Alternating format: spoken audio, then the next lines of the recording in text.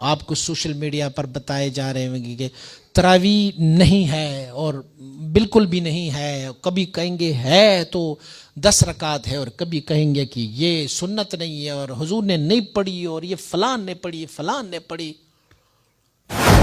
تو جیسے حضور نے سلام پھیرا ہماری طرف چہرہ کیا تو میں نے دیکھا کہ حضور کے ماتھے پر وہ مٹی کا نشان ہے، تو ہم سمجھ گئے کہ 27ویں شب جو ہے وہ لیلۃ القدر ہی فرمائے ہیں. ہمارے ہاں تو پنجاب میں اصطلاح کہتے ہیں پٹھان جانے تے رمضان جانے، ہم نے تو نہیں رکھنا. ایک حضرت مبارک صاحب علیہ رحمہ کے ایک خلیفہ صاحب تھے، اللہ ان کی درجات کو بلند فرمائے. میں عصر کی نماز کے دوران بس جماعت کھڑی تھی، میں باہر سے آیا، کریم آقا صلی اللہ علیہ وسلم فرماتے ہیں روزہ دار کے منہ کی جو بو ہے نا وہ اللہ کو مسک اور کستوری سے زیادہ پسند ہے. حضرات مشائخ نے تو سلسلہ علیہ قادریہ شریف اور سہروردیہ شریف اور چشتیہ شریف ان کا تو دار و مدار ہی روزوں پر ہے. اللہ رب العزت نے آقا و مولا کی امت مطہرہ کو جو فضائل اور مناقب عنایت فرمائے ہیں ان میں سے ایک فضیلت رمضان المبارک کا یہ مبارک مہینہ جو رحمتوں کا مہینہ ہے، مغفرتوں کا مہینہ ہے اور جہنم سے نجات کا مہینہ ہے. زیادہ تفصیلی بات یا زیادہ تفصیلی آپ سب کو معلوم ہے کہ رمضان المبارک کی فضائل اور مناقب میرے آقا صلی اللہ علیہ وآلہ وسلم نے بیان فرمائے، اللہ رب العزت نے بیان فرمایا ہے. رب کائنات نے فرمایا میرے محبوب کی امتیوں کتب علیکم الصیام کما کتب علی الذین من قبلکم. اللہ کریم نے تم لوگوں پر بھی روزے کو لازم کیا ہوا ہے جیسے کہ تم سے پہلے امتوں پر اس روزے کو اللہ کریم نے فرض اور لازم کیا تھا.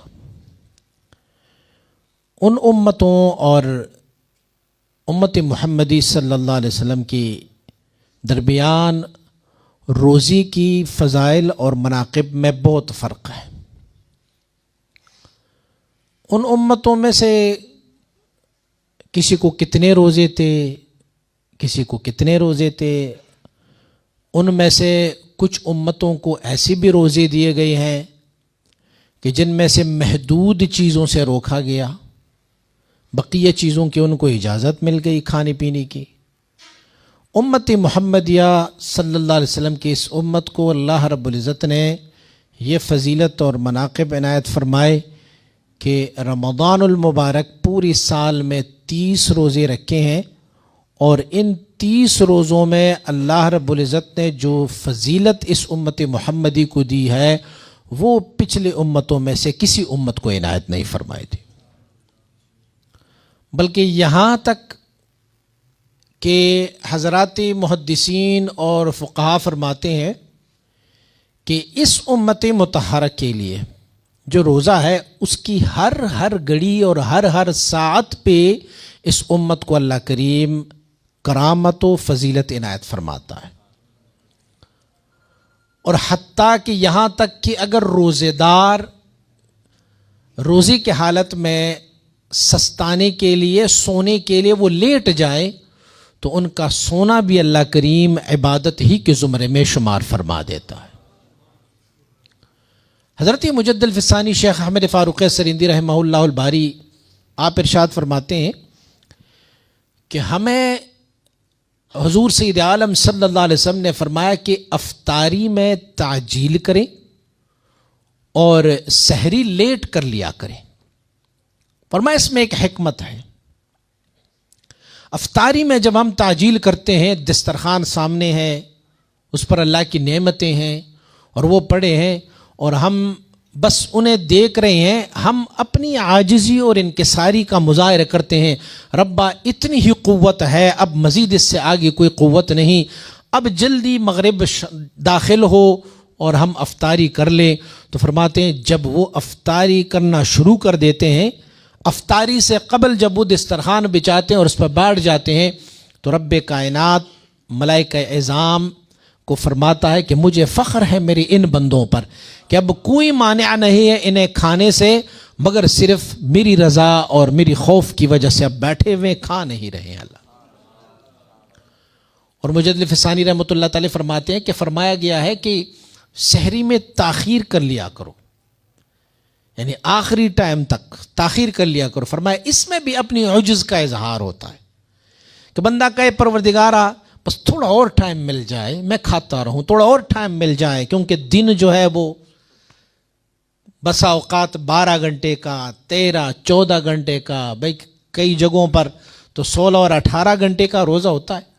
تو ربا میں تو عاجز بندہ ہوں، بس ٹائم مل جائے میں کھاتا رہوں گا تاکہ مجھے قوت ملتی رہے اور پھر میں اس قوت کو تیری رضا کے خاطر اس روزے پر صرف کر دوں. بس حضور سید عالم صلی اللہ علیہ وسلم کا ارشاد گرامی ہے کہ جنت کی کئی دروازے ہیں.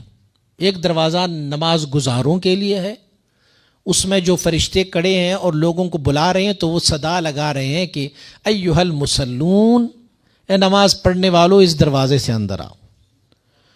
ایک دروازہ ہے جو زکوٰۃ دینے والوں کے لیے، ایک دروازہ جہاد والوں کے لیے، مجاہدین کے لیے. حضور سید عالم صلی اللہ علیہ وسلم کا ارشاد گرامی ہے کہ جنت کا ایک دروازہ ہے، اسے کہتے ہیں ریان، اور وہ مخصوص ہے صرف روزہ داروں کے لیے.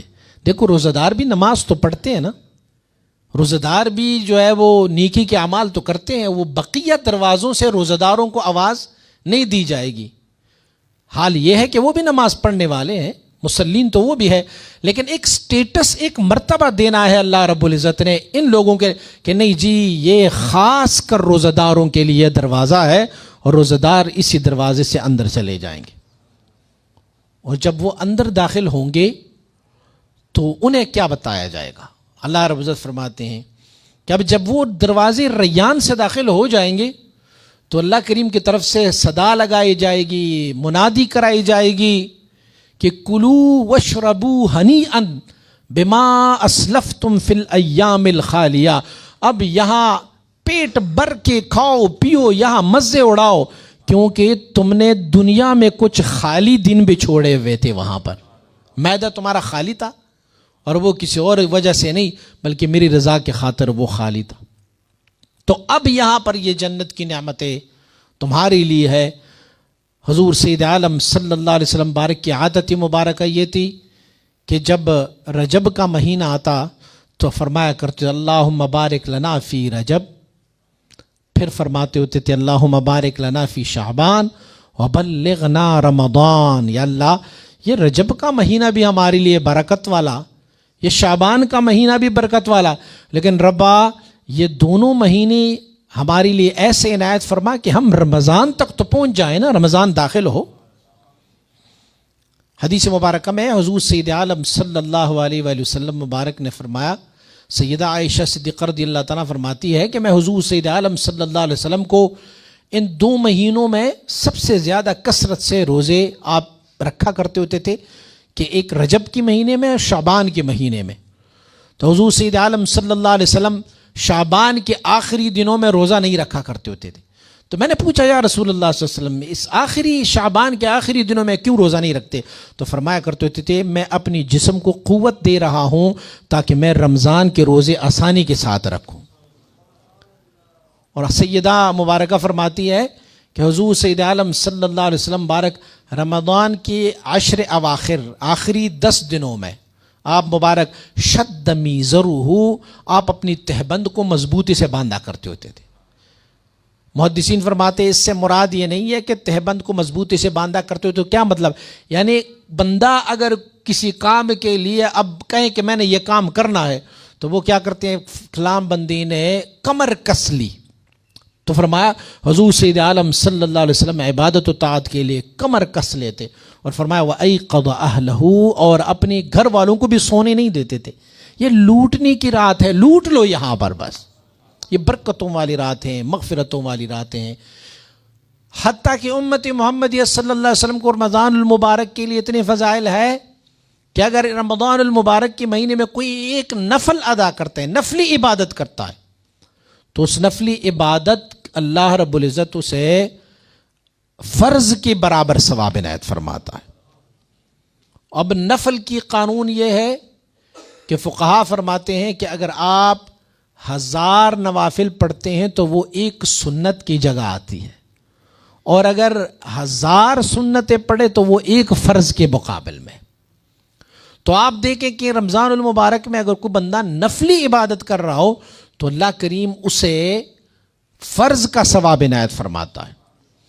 اب صرف یہ نہیں ہے کہ ہم نفلی عبادت صرف نماز ہے، نفلی بہت عبادات ہے، صدقات و خیرات ہے، عطیات ہے، بلکہ محدثین نے تو فرمایا کہ نفلی عبادت یہ بھی ہے کہ رمضان المبارک میں کوئی بندہ بتقاضۂ بشری آپ سے لڑنے لگتا ہے، اس نے بھی کچھ کھایا پیا نہیں ہے، آپ نے بھی کچھ کھایا پیا نہیں ہے، ویسے بھی ظہر کے بعد جو ہے نا وہ غصہ چھڑ جاتا ہے، وہ آپ سے غصے میں بول لیتا ہے۔ حضور فرماتے ہیں کہ نفل یہ بھی ہے کہ آپ ان کو کہو انی صائم، میں روزہ دار ہوں، بس اتنا ان کو کہہ دو میں روزہ دار ہوں، ان سے لڑو جھگڑو نہیں، تو اللہ کریم آپ کو اس نفل کا بھی ثواب عنایت فرماتا رہے۔ اور ایک فرض کو ادا کرتے جائیں گے تو اللہ کریم اسے 70 گنا درجات میں قبول فرما دیتا ہے۔ پھر رمضان المبارک کا یہ مہینہ،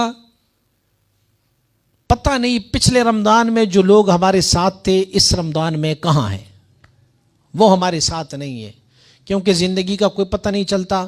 اور یہ وہ مہینہ ہے کہ اس میں سے ہم نے مجد الفسانی رحمۃ اللہ تعالی فرماتے جس نے رمضان شریف کے مہینے کو جمعیت سے گزارا، یعنی ان کی باطنی جمعیت تھی، اللہ کی یاد، اللہ کے ذکر میں رمضان شریف کے روزے رکھے، انہوں نے رمضان کے وہ جو ریکوائرمنٹ تھی اسے پورا کیا اس نے، تو حضور سید عالم صلی اللہ علیہ وسلم کے ارشاد کی طرف اشارہ فرمایا انہوں نے کہ جس نے رمضان شریف کو جمعیت سے گزارا، فرماتے ہیں پورا سال ان کا جمعیت کے ساتھ گزرتا جائے گا۔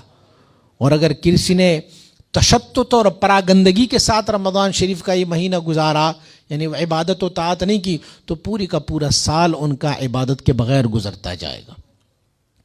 بلکہ اس مہینے میں اللہ رب العزت نے یہ فضیلت عنایت فرمائی ہے کہ اگر عشر اواخر میں یا پوری رمضان شریف میں، زیادہ روایات جو ہے وہ لیلۃ القدر کی عشر اواخر میں، آخری 10 دنوں میں، اور آخری 10 دنوں میں بھی طاق راتوں میں کہ لیلۃ القدر ہوں گے، اور لیلۃ القدر جو ہے وہ خیر من 1000 شہر، 1000 مہینوں سے بڑھ کر۔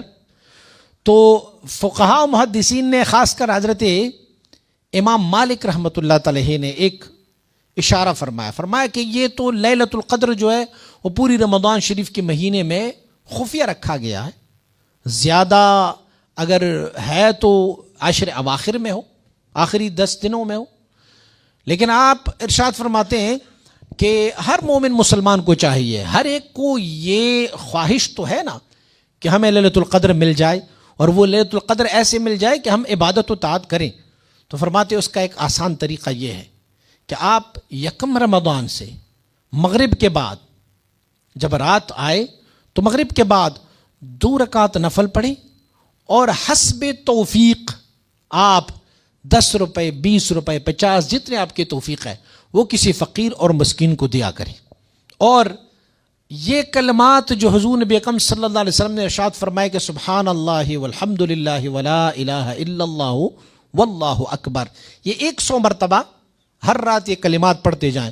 فرماتے ہیں کہ یہ تو متفق علیہ ہے کہ رمضان شریف میں لیلۃ القدر تو ہے، اور آپ ہر رات یہ 3 اعمال کرتے جائیں گے تو کسی نہ کسی رات جو لیلۃ القدر کی ہوگی تمہارے یہ اعمال ان میں میچ کر جائیں گے، اور اگر میچ کر گئے نا تو پھر آپ نے 100 دفعہ اگر سبحان اللہ والحمد للہ ولا الہ الا اللہ واللہ اکبر پڑھی ہو، یا آپ نے 20 30 40 50 روپے کسی مسکین کو دی ہو، اور 2 رکعت آپ نے نفل پڑھے ہو، تو یہ والی 3 کیٹیگریز کی عبادات کے ہیں، تو تمہاری یہ والے عبادات جو ہے خیر من 1000 شہر، 1000 مہینوں کے عبادت سے آپ کے لیے افضل و بہتر ہے۔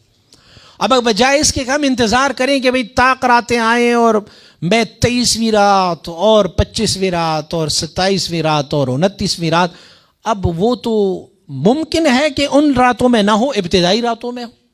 तो अगर आप यकम रमज़ान से ये अमल शुरू कर देंगे और चांद रात तक ये अमल करते जाएंगे तो कहीं ना कहीं तो लैलतुल क़द्र तो आ ही जाएगी ना। और जब लैलतुल क़द्र के साथ आपकी ये इबादत मैच कर जाते हैं तो फिर खैरुम मिन अल्फ शहर है, फिर 1000 महीनों से आपके लिए बेहतर हो। हमारे यहाँ तो एक कंसेप्ट पाया जाता है कि लैलतुल क़द्र होंगे तो वो दरख्त जो है ना वो नीचे झुके होंगे और पता नहीं क्या होगा क्या होगा, ऐसे कुछ नहीं होगा। बस लैलतुल क़द्र तो रब्बे कायनात की तरफ से। सहाबे किराम रिज़वानुल्लाहि अलैहिम अजमईन ने हुज़ूर नबी अकरम सल्लल्लाहु अलैहि वसल्लम से पूछा कि या रसूलल्लाह सल्लल्लाहु अलैहि वसल्लम ये लैलतुल क़द्र कब है? हुज़ूर ने फरमाया मैं आपको कल बताऊंगा कि लैलतुल क़द्र कब होती है, किस रात को लैलतुल क़द्र है। हुज़ूर सय्यद आलम सल्लल्लाहु अलैहि वसल्लम अपने हुजरा मुबारक में थे, बाहर सहाबे किराम के 2 गिरोह आपस में तकरार करने लगे तो आप उनकी आवाज़ें ऊंची हुई। करीम आका सल्लल्लाहु अलैहि वसल्लम वहाँ से बाहर तशरीफ़ लाए, सहाबे किराम को खामोश कराया जो उनका मामला था उनको। तो करीम आका सल्लल्लाहु अलैहि वसल्लम बहुत गमज़दा हो के बैठ गए। एक सहाबी अर्ज़ करती है रसूलुल्लाह सल्लल्लाहु अलैहि वसल्लम आप क्यों ऐसे खामोश और गमज़दा बैठ गए? कहा मुझे बताया गया था अंदर कि लैलतुल क़द्र किस रात की होगी, किस रात को लैलतुल क़द्र होगी, लेकिन मैं जैसे आप लोग आपस में लड़ने लगे तो अल्लाह करीम ने वो मेरे जहन से निकाल दिया। अब मुझे नहीं पता कि कौन सा लैलतुल क़द्र है। काश आप ना लड़ते तो मैं तुम्हें बता देता। सहाबे किराम रिज़वानुल्लाहि अलैहिम अजमईन फरमाते हैं हज़रत अब्दुल्लाह इब्न मसऊद रज़ियल्लाहु अन्हु ने भी इस रवायत को किया कि हमने पूछा या रसूलल्लाह सल्लल्लाहु अलैहि वसल्लम ये लैलतुल क़द्र कब होगी? हुज़ूर ने फरमाया पूरी रमज़ान शरीफ में और ख़ासकर आप आखिरी जो 10 रातें हैं उसमें आप ढूंढा करो। तो आप सल्लल्लाहु अलैहि वसल्लम ने इरशाद फरमाया कि मैं रात को ख्वाब देखा कि लैलतुल क़द्र है और ऐसे मैंने ख्वाब देखा कि लैलतुल क़द्र इस रात को होगी कि मेरे मस्जिद का जो छत है इस पर खजूर के पत्ते हैं। छत वैसे नहीं था, खजूर के पत्ते डाले हुए थे। तो मैं फजर की नमाज पढ़ा रहा हूँ और बारिश बरस रही होती है, नीचे जो है वो ज़मीन गीली हो चुकी होती है। जब मैं सजदा लगाता हूँ तो मेरे माथे पर उस मिट्टी का असर होता है। तो ये रात जो है वो लैलतुल क़द्र की रात है। हज़रत अब्दुल्लाह इब्न मसऊद रज़ियल्लाहु अन्हु फरमाते हैं कि 27वीं रात गुजरी थी और 27वीं का सुबह था। फजर का नमाज मेरे आका सल्लल्लाहु अलैहि वसल्लम पढ़ा रहे थे और वही छत थी जो खजूर के पत्ते जिस पे पड़े हुए थे और बारिश बरस रही थी और बारिश के कतरे नीचे ज़मीन पर थे। फरमाया हुजूर ने जैसे सजदा लगाया तो हमें याद आया कि हुजूर ने ख्वाब जो देखा था।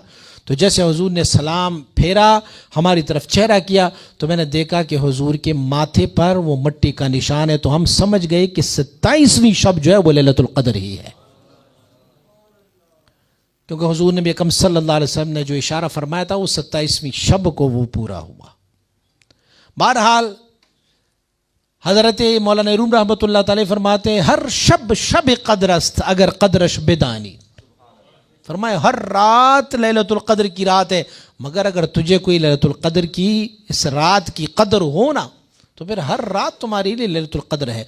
लेकिन ख़ासकर रमज़ानुल मुबारक के महीने में अल्लाह रब्बुल इज़्ज़त ने ये इनाम व इकराम उम्मती मुहम्मदिया सल्लल्लाहु अलैहि वसल्लम को, और हत्ता यहाँ तक कि करीम आका सल्लल्लाहु अलैहि वसल्लम ने फरमाया मन अफ़्तर साइमन, जिसने एक रोज़ेदार का रोज़ा खोला और वो भी आधे खजूर पर, खजूर को तोड़ के आधा हिस्सा उनको रोज़ा अफ्तार कराया, तो करीम आका सल्लल्लाहु अलैहि वसल्लम फरमाते हैं इनका अपना सवाब तो अपना है, फरमाते हैं वो जिसको उन्होंने रोज़ा अफ्तार कराया है उनका सवाब भी इनको अल्लाह करीम इनायत फरमा देता है। यानी उम्मत मुहम्मदिया सल्लल्लाहु अलैहि वसल्लम के लिए फ़ज़ाइल व मनाक़िब और इनके लिए बहुत आसान तरीक़े अल्लाह करीम ने मुंतखब फरमाए हैं।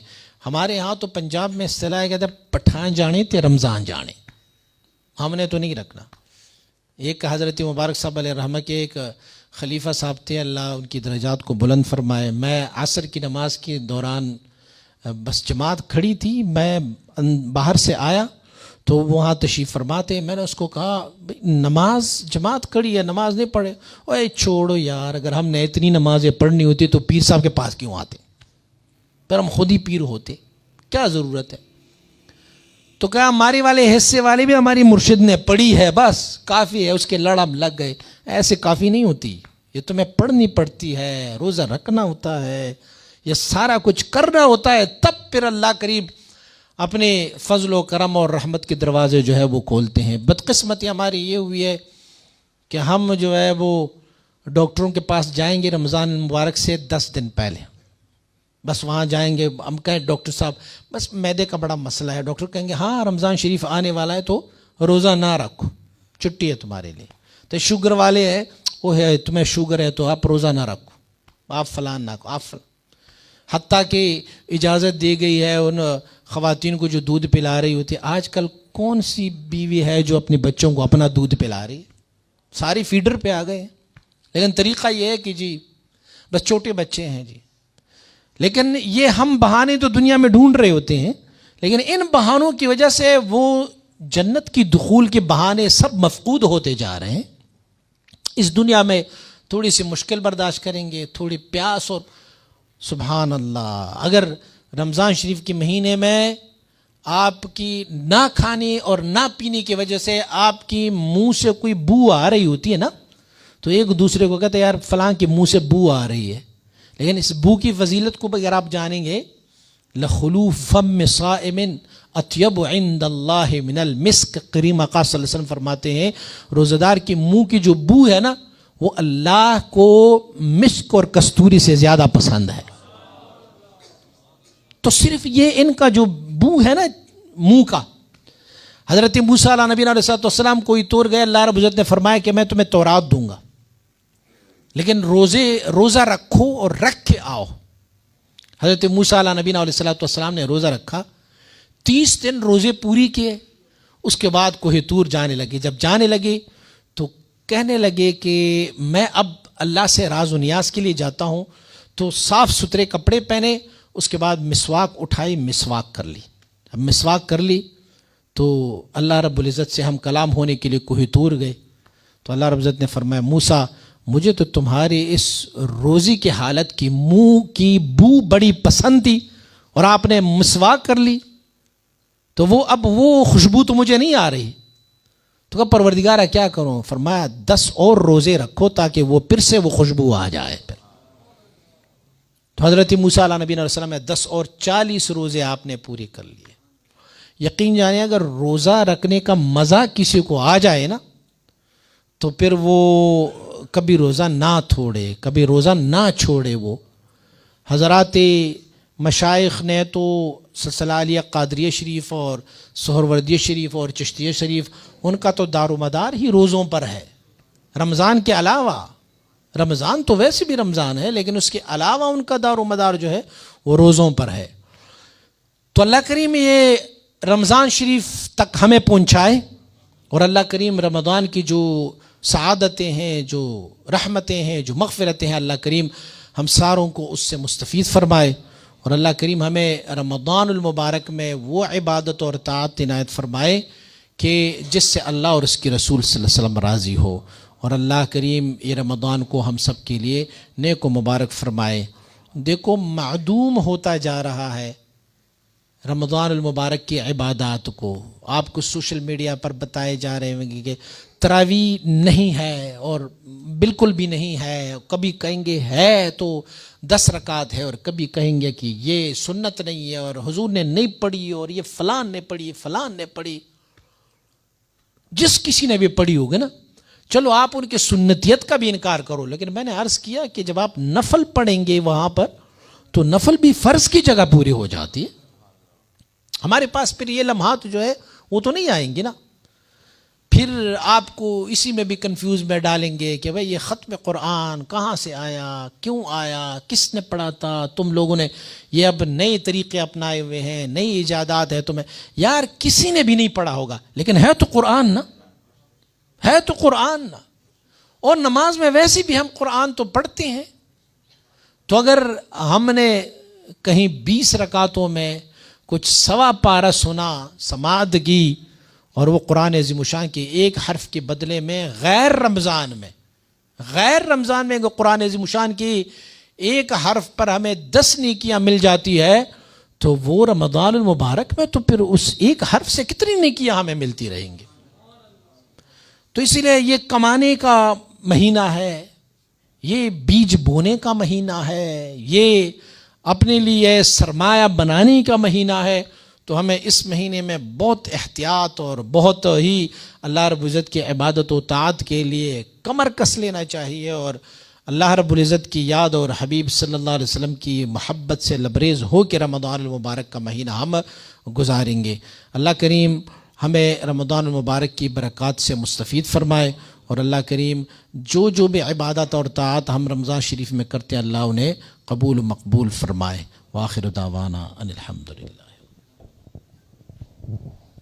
مصطفیٰ جان رحمت